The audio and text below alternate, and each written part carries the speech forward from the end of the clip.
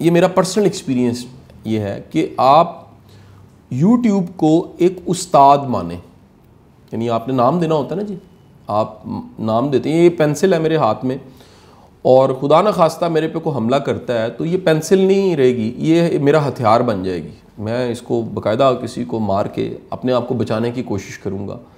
Stick है जिसके साथ मैं चलता हूँ, और अल्लाह ना करे वो मेरी टांगें थोड़ी ख़राब हैं और मैं बड़ी मुश्किल से एफ़र्ट से चलता हूँ। स्टिक मेरी टांगों के लिए थी, मेरी जिस्म की कमज़ोरी की वजह से है, मिसाल है।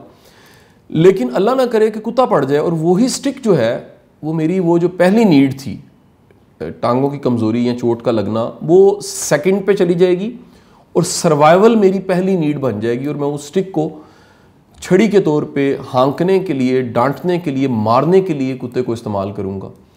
आप इसी तरह पहले तो तय कर लीजिए कि ये YouTube आपके लिए क्या है, यानी आपने इस YouTube को आपने क्या समझा है। जैसे मेरा कोई पुराना लेक्चर है, उसमें एक जुमला बड़ा अच्छा मैंने कहीं लिखा, बोला कि आप अपने नाम के नीचे एक सब नेम या सब टाइटल ज़रूर लिखें। कि कासिम अली शाह अगर मैं लिखूं, आप लोग भी अपना नाम लिख लें जो आपका नाम है, तो नीचे आप लिखें कि आप असल में क्या है। यानी मैं जब भी कासिम अली शाह लिखता हूं तो मैं कहता हूं जी मैं एक उस्ताद हूं, मैं टीचर हूं, और मेरा क्योंकि कैनवस अल्लाह ने मुझे बढ़ा दिया है काम करने का, तो वो क्लासरूम तक महदूद नहीं रहा। मैं कभी क्लासरूम तक महदूद था, एकेडमी तक महदूद था, एक इलाके का टीचर था। इस YouTube के ज़रिए मैं अपने वक्त और अपने जो कह लीजिए हालात वाक़यात हैं उसमें एक बॉर्डरलेस टीचर बन गया हूँ। तो ये मेरा सब टाइटल एक टीचर का हो गया।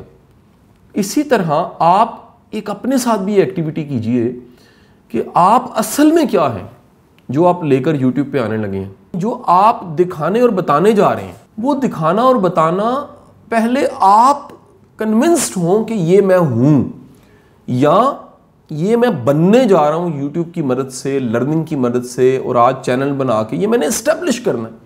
मसलन कासिम अली शाह का चैनल है, आप बताएं कितना टाइम, आप नीचे लिखें आपका अंदाज़ा कितना टाइम हो गया मुझे इस YouTube ज़ाती चैनल पे, कितना टाइम गुजर गया, आप अपने अंदाजे लिख लें। मुझे YouTube पे सिर्फ 5 साल गुजरे हैं, ये ज़ाती चैनल पे 5 साल गुजरे हैं, जबकि मेरी वीडियोस को 10 साल गुजर गए हैं। वो कैसे? मैं इससे पहले 5 साल से पहले ilmkidunia.com के चैनल को इस्तेमाल करता था। यानी मेरी कोलैबोरेशन थी कि ilmkidunia.com मेरी वीडियोस को प्रोड्यूस करके YouTube पे डालती थी। पुरानी वीडियोस पे आप लोगोस देखेंगे वो इल्म की दुनिया का है। वो 6-8 माह माई लर्निंग्स के नाम से एक चैनल था, उस पर भी आती रही। फिर मेरा अपना चैनल आ गया कासिम अली शाह के नाम से 5 साल पहले। तो 5 सालों में इस चैनल की जो ग्रोथ है वो एक सब्सक्राइब से आज ये 23-24 लाख सब्सक्राइब का चैनल है। अच्छा, इन 5 सालों में दुनिया अब ये भी मानने लग पड़ी है कि YouTube एक बहुत बड़ी ताकत है। जो फॉलोइंग है, आपकी फॉलोइंग, आपको फॉलो किया जाता है, ये साइन है यू आर अ लीडर। यानी लीडर का, ये लीडर के बारे में कहना लीडर सिर्फ सियासतदान होता है, इससे डेफिनेशन चेंज होने लग पड़ी है। अब आप जिसको फॉलो किया जाता है, जिसकी सुनी जाती है, जो राय बनाता है, जो लोगों के ओपिनियंस बनाता है, जो लोगों को कन्विंस कर सकता है, जो लोगों को सोच दे सकता है, जो लोगों को सोचने का नया जाविया दे सकता है, वो शख्स एक इन्फ्लुएंसर, एक स्पीकर, एक ट्रेनर या लीडर के तौर पे मर्ज होता है। तो आप सबकी इत्तला के लिए है कि ये मैं शायद 22 साल से था, पढ़ा रहा हूँ मैं 22 साल से। इन 22 सालों में मैं टीचर था। मेरी स्टोरी का सबसे अहम हिस्सा जो है वो ये है, जो आप, ये आपका यानी ये सेकंड पॉइंट है, बड़े ध्यान से इसको आपने समझ लेना, पहले फिर लिखना है। कुदरत आपको जगह जगह तैयार करती है। सीढ़ी के डंडे होते हैं ना, आप ऐसे पकड़ते हैं और चढ़ते, पैर रख के चढ़ते जाते हैं। सीढ़ी के डंडों पे ऐसा नहीं होता कि आप रुकें और तैयारी शुरू और आप आगे जाएं। हाँ, हाँप जाएं, अगर थक जाएं, प्यास लग जाए, सीढ़ियाँ बहुत ज़्यादा हैं या पाँव फिसले तो आप थोड़ी देर रुकते हैं। लेकिन जो लाइफ की सीढ़ी है ना, उसमें ऐसा नहीं होता। उसमें आप चढ़ते ही नहीं चले जाते, बल्कि कुदरत आपको जगह जगह रोक के तैयार करती है, आपको प्रिपेयर करती है। आपका कंटेंट, आपकी पर्सनैलिटी, आपका करैक्टर, आपका यकीन, आपका नज़रिया, आपकी कन्विंसिंग पावर, आपकी स्किल्स, आपका थ्रो, आपका जो इम्पैक्ट है, वो वक्त के साथ साथ बढ़ता है क्योंकि आप प्रिपेयर हो रहे होते हैं।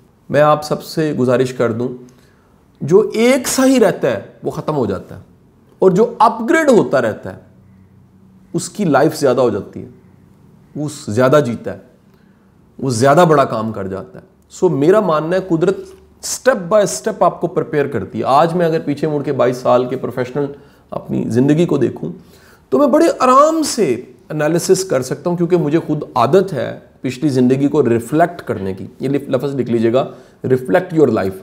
अपनी ज़िंदगी को रिफ्लेक्ट करना चाहिए, लिख लें, ये असाइनमेंट है आपकी। पीछे मुड़ के देखा करें, कभी सोचें कि आपके साथ ये वाक़या क्यों हुआ, आप ही क्यों ये समझ क्यों आई, आप ही ने ये क्यों किया। मैं सोचता हूँ कि मैं ही यूट्यूब पे क्यों आ गया, जबकि पाकिस्तान में लाखों टीचर मौजूद थे फिजिक्स, केमिस्ट्री, मैथ्स के। ये जुमला आपने फिर इसको भी लिखना है कि आप ऐसा क्या है जो लेकर यूट्यूब पे आ रहे हैं। यानी आप तो आ रहे हैं, लेकिन वो कहते ने ना पंजाबी विच, ओ कौन लोग हो तुसी यानी आप कौन है, क्या लेकर आ रहे हैं, किस शनाख्त के साथ आ रहे हैं, और ऐसा क्या करने लगे हैं जो आपने यूट्यूब पे करना है। यानी यूट्यूब देखें ना, एक बहुत बड़ा प्लेटफॉर्म है जिसपे आप अपने आप को नशर करने लगे हैं।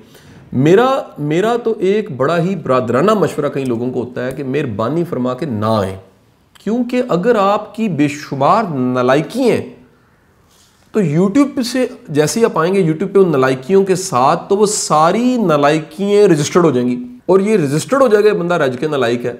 मतलब मेरी फील्ड में ऐसे बड़े बच्चे हैं, ऐसे बड़े यंगस्टर्स हैं जो बड़े ओवर पैशनेट, और उनकी तस्वीरें चौथे दिन पोस्ट होती हैं। मैंने उनको बुला के कहा, बेटा अपनी वीडियो पोस्ट करो। तस्वीर पोस्ट करने से नहीं पता लगता कि तुम्हारा जो काम है वो क्या है। यानी तुम प्रैक्टिकल काम कर रहे हो, पढ़ाने का, टीचिंग का, कोचिंग का, मोटिवेट करने का। तो मेरी गुजारिश ये है कि पहले तो आप वीडियो पोस्ट करो। अच्छा, अब लोग डरते हैं। अच्छा, कईयों ने पोस्ट की और 6 माह के अंदर पता लगा कि ये बंदा तो इस काम के लिए बना ही नहीं था। अच्छा, अब इसमें एक एम्बिग्विटी है, एक मुबहम बात है जिसको मैं समझाने लगा हूं। कुछ ऐसी नलायकियां हैं जो वक्त के साथ इंप्रूव होती हैं। अच्छा, कुछ बाय डिफॉल्ट ऐसी होती हैं जिनको इंप्रूव करना बड़ा मुश्किल होता है। आप मेरी बात को पिक किया आपने?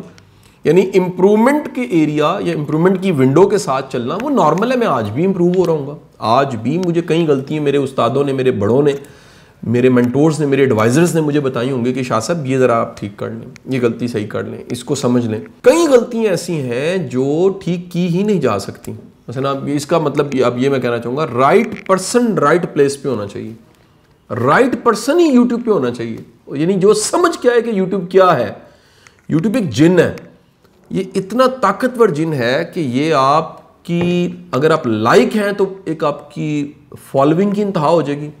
आप काबिल हैं, आपकी बातचीत सुनने से और आपके कंटेंट से और आपके नॉलेज से अगर दुनिया को, समाज को फ़ायदा होता है तो हाथ लोग चूमेंगे, आपके पलकें बिछा देंगे, फूल बरसाएंगे।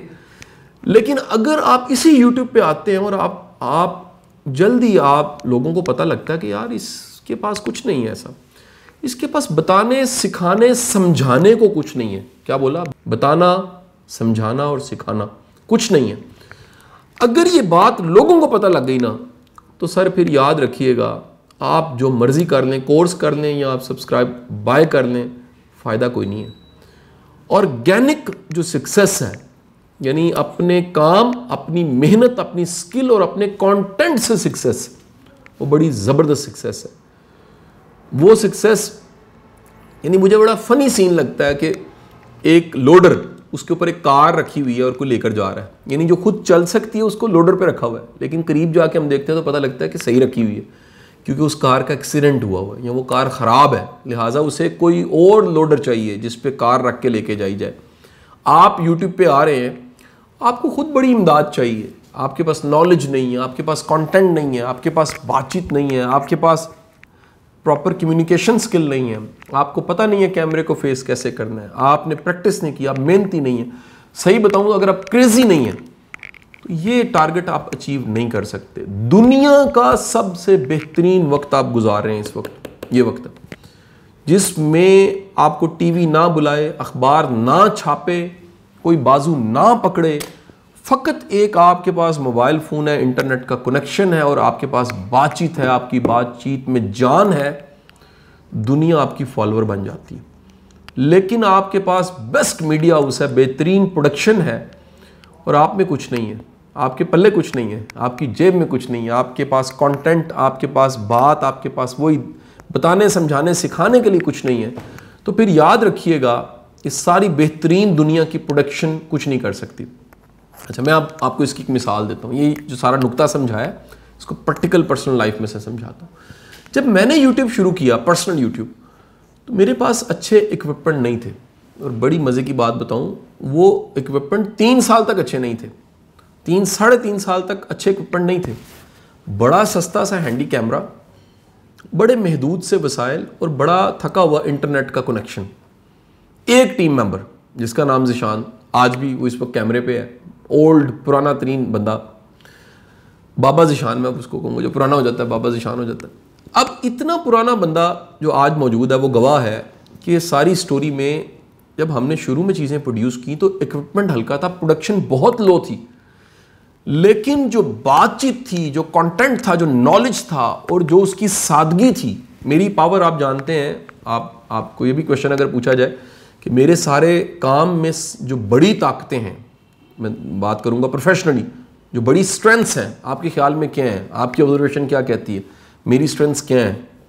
मैं इसलिए आपसे पूछना चाहता हूँ, कमेंट कीजिएगा कि अगर आप मुझे बताएं फिर मैं बताता हूँ कि मेरी ऑब्जर्वेशन क्या है, मैं भी इसका क्रिटिकल एनालिसिस करके बताऊँ। नॉलेज है, कम्युनिकेशन स्किल है, way of talking, convincing power है, the way you convey, leader होना है, ऑनेस्टी है, सिंप्लिसिटी है, हिस्टोरिकल बैकग्राउंड है, इंगेजिंग विद पीपल है, ई कॉमर्स जर्नी है, ब्लेसिंग्स हैं, गुड लक है, ऑनेस्टी है। अच्छा, मैं 3 चीज़ें बता रहा हूँ, इनमें से 3 चीज़ें ऐसी हैं जो मेरे मैसेज को ताकतवर कर देती हैं। नंबर 1, सादगी। मैंने कभी भी बना के बात नहीं की और आपकी इत्तला के लिए अर्ज़ है कि मेरे 99% लेक्चर्स अगर मैं एलानिया कहूँ तो मैंने तैयार नहीं किए थे, बल्कि मेरे एक्सपीरियंस और वारदात थी, यानी मैं उससे गुजर रहा था और मैंने कम्युनिकेट कर दिया। अच्छा, इसमें एक ख़तरा होता है इस काम में, अगर ऐसा बंदा करे तो ख़तरा ये होता है रेपिटेशन बहुत ज़्यादा हो जाती है। अच्छा, हमारे यूट्यूब पे रेपिटेशन ये तो होती है कि कुछ पुराने लेक्चर्स के टाइटल, थंबनेल चेंज करके हमने दोबारा अपलोड किए हैं, लेकिन कंटेंट 90% नया होता है। इसमें मुझे साथ मेरा दिया, इसी चीज़ ने साथ दिया, मेरी मेमोरी ने। मुझे तादेर बेशुमार चीज़ें याद रहती हैं और मुझे ज़ोर नहीं लगाना पड़ता। मेमोरी मेरी बड़ी अच्छी थी। इसके साइड इफ़ेक्ट्स भी हैं, मैं कभी उस पर लेक्चर दूंगा, लेकिन इसका पॉजिटिव साइड ये है कि आप मेरे साथ जो कभी फिज़िकल लेक्चर्स में फिज़िकली मौजूद होते हैं वो जानते हैं कि 8-8, 9-9 घंटे तक भी मैं बात करूं तो मेरे पास कंटेंट की कमी नहीं होती। अच्छा, अब अगली बात मैं यहाँ पर पोज कर रहा हूँ थोड़ी देर के लिए। आइडिया, कंटेंट की कमी उसको नहीं होती जिसकी लर्निंग ज़्यादा होती है, जो हर वक्त सीख रहा है। ये एक ऐसा काम है, अगर आप हर वक्त सीख रहे हैं, लर्न करें। अच्छा, सीखने के बारे में टैबूज क्या हैं? हम कहते हैं कि किताब से सीखा जाता है। मेरे लेक्चर्स जो अगर रेगुलर फॉलो करें तो मैं कहता हूँ किताब एक सोर्स है, ऑब्जर्वेशन दूसरा सोर्स है, एक्सपीरियंस तीसरा सोर्स है, ऑडियो वीडियोस चौथा सोर्स है, मुशाहिदा, तजुर्बा, उस्ताद और मेंटोर्स आपका टाइम सेव करते हैं, आपको डांट के, समझा के, अपने तजुर्बे से बता के ये करना है ये नहीं करना। ये सब के सब मेरे लर्निंग सोर्स। अच्छा, लर्निंग का कोई टाइम नहीं होता, स्कूल थोड़ा है, हमें आदत पड़ जाती है शायद स्कूल की तरह 8 से 1 बजे तक ही सीखना है।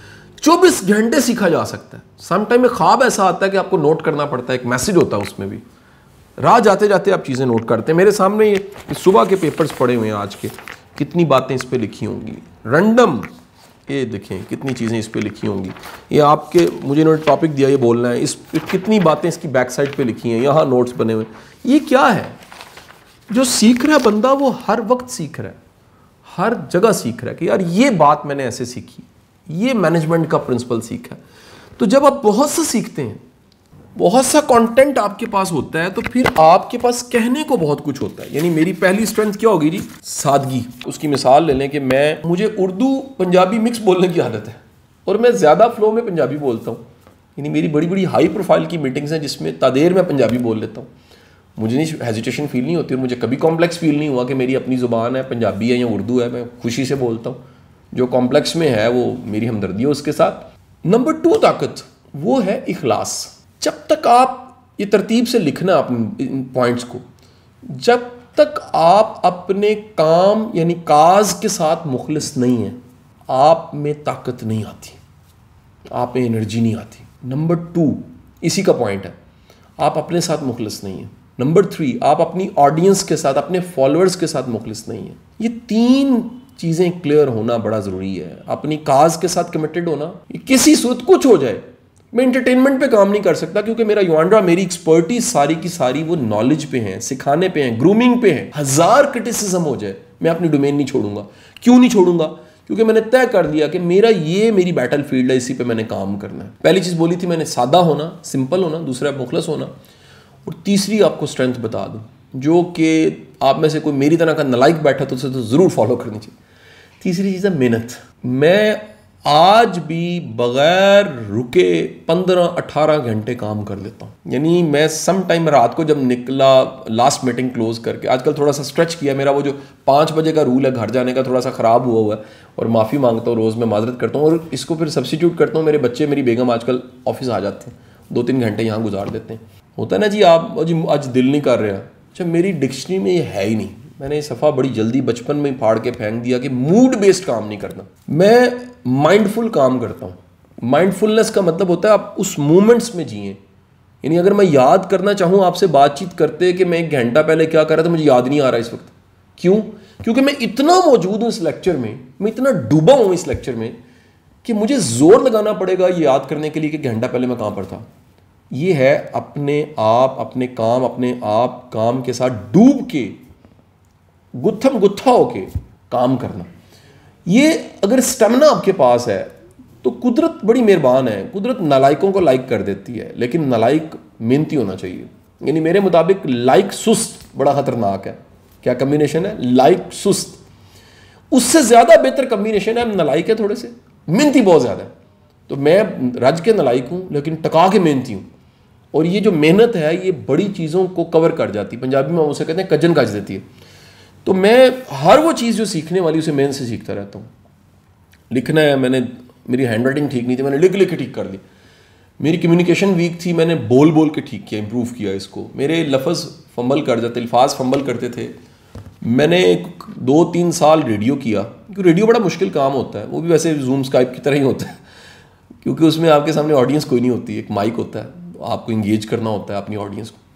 तो मैंने रेडियो करके फिर नॉलेज, और क्या लीजिए वर्सटाइल नॉलेज नहीं था मेरे पास। फिजिक्स केमिस्ट्री मैथ्स पढ़ाने वाले टीचर के पास कितना को नॉलेज होगा। मैंने इसको कैसे कवर करना शुरू किया। मैंने जो रेडियो में करता था वो अपनी प्रोजेक्शन की बजाय मैंने गेस्ट के इंटरव्यू लेने शुरू किए। ये स्टोरी का बड़ा अहम पार्ट है, इसको बड़े ध्यान से सुनिएगा। जब मैंने गेस्ट के इंटरव्यू लेने शुरू किए तो कोई गेस्ट एचआर का एक्सपर्ट है, कोई साइकोलॉजिस्ट है, मतलब सलीम बोरी साहब का उसमें इंटरव्यू लिया, बड़े बड़े राइटर्स के इंटरव्यू लिए, पुलिस वालों के इंटरव्यू लिए, एक्सपर्ट्स के इंटरव्यू, प्रोडक्शन के लोगों के इंटरव्यू लिए, मार्केटिंग के लोगों के इंटरव्यू लिए। कहीं यूट्यूब पे पढ़े भी होंगे, कहीं नहीं भी पढ़े। जनाबे वाला मेरा नॉलेज बेस मेरी अप होने लग पड़ी। जैसे कुएं में पानी भरता है, ऐसे जैसे वाटर टेबल जो है ऊपर आता है, जैसे नलका खुले तो टब भर जाता है, वो नॉलेज लेवल मेरा पहले से बढ़ना शुरू हो गया। क्यों? जब आप वर्सटाइल लोगों को मिलते हैं तो आपकी लर्निंग भी ज़्यादा हो जाती है। अब अल्लाह ने करम ये किया, पढ़ाने का मौका दे दिया। 4 साल मैंने हाई कोर्ट पढ़ाया, जुडिशल एकेडमी में, सिविल सर्विसेज को भी पढ़ाया, फ़ौज को भी गाहे बगाहे मैं पढ़ाने जाता रहता हूँ। तो उसका भी एक बड़ा कमाल काम हुआ, उससे मेरा नॉलेज और बढ़ना शुरू हुआ। जब आप एक लेक्चर देते हैं ना, आपको नहीं समझ आती किसी प्रोफेशन की, लेकिन जब आप पढ़ाते हैं और फीडबैक लेते हैं और उनको मिलते हैं और समझते हैं, उनकी ट्रेनिंग नीड्स को निकालते हैं, तो आपको पता लगता है इनकी प्रॉब्लम्स क्या हैं। तो फिर आपकी बात का असर ज़्यादा होता है, कौन सी बात किसको कैसे और कब कहनी है। तो ये वर्सटाइलिटी मेहनत से आई, काम करके, सीख के, जगराते, दिन रात, मतलब एक अनथक मेहनत। मतलब मुझे ये जुमला मेरे अंदर कहीं मेरे ब्लड में ऐसे गर्दिश करता है। वासिफ अली वासिफ साहब का जुमला, पुराने जुमले याद रखिएगा, वो याददाश्त में नहीं रहते, खून में चले जाते हैं। पुराने जुमले याददाश्त में नहीं रहते, दिल में चले जाते हैं। पुराने जुमले याद करने नहीं पड़ते, आपके अंदर एक हिद्दत जिद्दत रूह बन के आपके अंदर वो एक उबाल बन के चलते रहते हैं। तो जुमला बड़ा शानदार लगता था मुझे। वो था पूरे दिन की थकावट को उतारने के लिए नींद चाहिए। और जुमले का अगला हिस्सा बड़े जज्बाती है। वह सब कहते हैं कि पूरी ज़िंदगी की थकावट उतारती है मौत, यानी पक्का आराम की जगह सिर्फ कब्र है। जिंदा बंदे को मुतहर्रिक, मुनज़्ज़म, चौकस, तैयार और प्रोएक्टिव होना चाहिए। तो मुझे समझ आ गया कि मैं नालायक हूँ। तो रास्ता सिर्फ एक है, वो है मेहनत का रास्ता, कतरा कतरा करके समुंदर बनाने का रास्ता, कीड़ी बन के बार बार ट्राई अगेन करने का, प्रैक्टिस करने का रास्ता। तो आप अगर मेहनती हैं तो फिर तो सर अगले 5 साल बाद आपकी सक्सेस स्टोरी नशर हो रही होगी और हम आपसे मिलने आएंगे इंशाल्लाह। लेकिन सर मेहनती नहीं है और ज़हीन है, डिग्री है, सब कुछ है, कोई फ़ायदा नहीं है। सो कौन है आप, क्या लेकर आ रहे हैं? और ये 3 जो मैंने अपने पावरफुल मैसेज दिए हैं वो मैसेज थे कि आप सादा हों, चल जाएगा काम, आप अपनी काज के साथ मुखलस हैं, और तीसरी चीज़ क्या, मेहनत। अच्छा, अब ये तीनों सारे लेसन्स के बाद मैं आगे चलूँगा। आप जो कुछ लेकर आ रहे हैं उसमें मुनफरिद क्या है, यानी इसको हम ये कह लें कि वाव फैक्ट्री कह लें, खुली डुली बात, कि आपको कुछ सुने, आपको कुछ जाने, आप वो रुके क्यों आप पे उसको। जैसे आप जानते हैं मेरी पूरी कंपेन है, मैं तो बगाहे बगाहे यूट्यूबर सारे बच्चे आपको कहता रहता हूँ, ये नहीं अच्छा लगता कि मेरे चैनल को सब्सक्राइब करें और बेल आइकॉन दबा दें। ये बड़ी एक मतलब शायद इंटरटेनमेंट पे अच्छा लगता है, मज़ा पे, फ़नी चीज़ों पे अच्छा लगता है, लेकिन नॉलेज वाले बंदे को। लेकिन अगर मैं अपनी जगह पे आगे सोचूं तो मुझे लगता है कि यार ये नॉलेज, विजडम, आपका कंटेंट, आपको जो फैज़ मिला है आप उसको अगर फैला रहे हैं, मैं तो क्लियर कट कहता हूँ ये मुझ पे अल्लाह का फजल करम, फैज़ है बुज़ुर्गों का, मुझे दुआएं हैं वालदैन की और हमारे जितने बड़े उस्ताद हैं उनकी।